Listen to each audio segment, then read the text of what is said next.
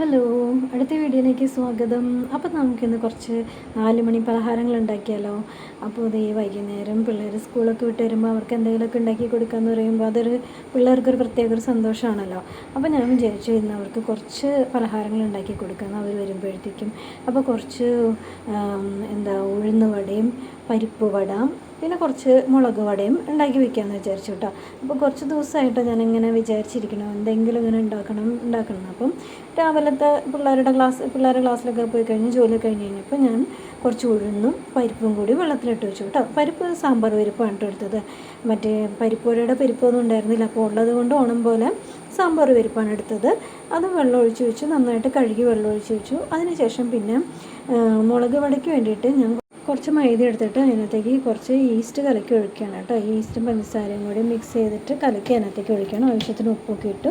എന്നിട്ട് നന്നായിട്ട് അതൊന്ന് കുഴച്ചെടുത്തിട്ട് അതൊന്ന് റെസ്റ്റ് ചെയ്യാനായിട്ട് വെക്കുകയാണ് കേട്ടോ. അപ്പോൾ അതിനകത്തേക്ക് കുറച്ച് ഇഞ്ചിയും പച്ചമുളകും ഇട്ടിട്ടുണ്ടായിരുന്നു കേട്ടോ. ഇട്ട് നന്നായിട്ട് മിക്സ് ചെയ്ത് അത് റെസ്റ്റ് ചെയ്യാൻ വെക്കണം. അപ്പം വൈകുന്നേരം ആയതിനു ശേഷമാണ് പിന്നെ ഞാൻ ഈ ഉഴുന്നും പരിപ്പും എല്ലാം അരച്ചെടുക്കുന്നത്. അപ്പോൾ ഉഴുന്ന് വെള്ളമില്ലാണ്ടാണ് അരച്ചെടുക്കുന്നത്. അപ്പോൾ ഉഴുന്ന് അരച്ചെടുത്തിട്ട് അതിനകത്തേക്ക് ആവശ്യമുള്ള ഇഞ്ചിയും പച്ചമുളകും കുരുമുളക് പൊടി സവാള എല്ലാം കൂടി ചേർത്തിട്ടുണ്ട്.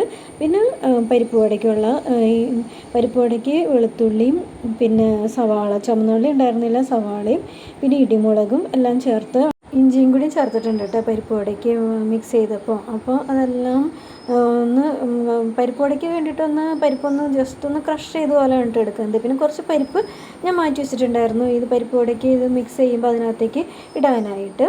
അപ്പോൾ അതെല്ലാം സെറ്റാക്കി വെച്ചിട്ട് എണ്ണ ചൂടായി കഴിഞ്ഞപ്പോൾ ആദ്യം ഞാൻ മുളക് പൊടി ഉണ്ടാക്കി മാറ്റിയത്. മുളക് പൊടി ഉണ്ടാക്കി മാറ്റിയതിന് ശേഷമാണ് പിന്നെ ഞാൻ പരിപ്പ് വട ഉണ്ടാക്കുന്നത്. അപ്പോൾ ഈ സാമ്പാർ പരിപ്പ് കൊണ്ട് ഉണ്ടാക്കിയതെന്ന് വെച്ചാൽ പരിപ്പ് വടയ്ക്കൊന്നും ഒരു കുഴപ്പമില്ല കേട്ടോ. നല്ല ക്രിസ്പി ആയിട്ട് തന്നെ പരിപ്പ് വട നമുക്ക് കിട്ടും കേട്ടോ. നല്ല ടേസ്റ്റായിരുന്നു കേട്ടോ. പിന്നെ പരിപ്പ് വട ഉണ്ടാക്കി കഴിഞ്ഞതിന് ശേഷമാണ് പിന്നെ ലാസ്റ്റ് ഞാൻ ഉഴുന്ന് വട ഉണ്ടാക്കിയത്. അപ്പോൾ എല്ലാം ഓരോ കപ്പ് ഇതാണല്ലോ ഞാൻ ഉഴുന്നും പരിപ്പും എല്ലാം എടുത്തിട്ടുണ്ടായിരുന്നത്. അപ്പോൾ കുറച്ചാണ് ഉണ്ടാക്കിയത്. കാരണം എല്ലാം 3 ഐറ്റം ഉണ്ടല്ലോ. അപ്പോൾ അത് ലാസ്റ്റ് ഉഴുന്ന് വടയാണ് ഉണ്ടാക്കിയത്. അപ്പോൾ ഉഴുന്ന് വടയും ഉണ്ടാക്കി ഞാൻ മാറ്റി വെച്ചു. അപ്പോൾ ചായ കുടിക്കുമ്പോൾ ഇങ്ങനെ വെറൈറ്റി പലഹാരങ്ങളാകുമ്പോൾ അതൊരു പ്രത്യേക ഒരു രസമാണ്. നമുക്കത് കഴിക്കാനും ഒരു ഇഷ്ടവും തോന്നും. ചായക്കടയിൽ നിന്നൊക്കെ നമ്മൾ മേടിച്ച് കഴിക്കുന്ന പോലെ. അപ്പോൾ ഞാനത് ഒരു ഇലയൊക്കെ കൊണ്ടുവന്ന് അതിനകത്തേക്ക് പരിപ്പ് വടയും ഉഴുന്ന് വടയും മുളക് വടയൊക്കെ വെച്ചിട്ട് ഞാൻ പിള്ളേർ വന്നപ്പോഴത്തേക്കും അവർക്ക് ചായയൊക്കെ റെഡിയാക്കി കൊടുക്കാനാണ് കേട്ടോ.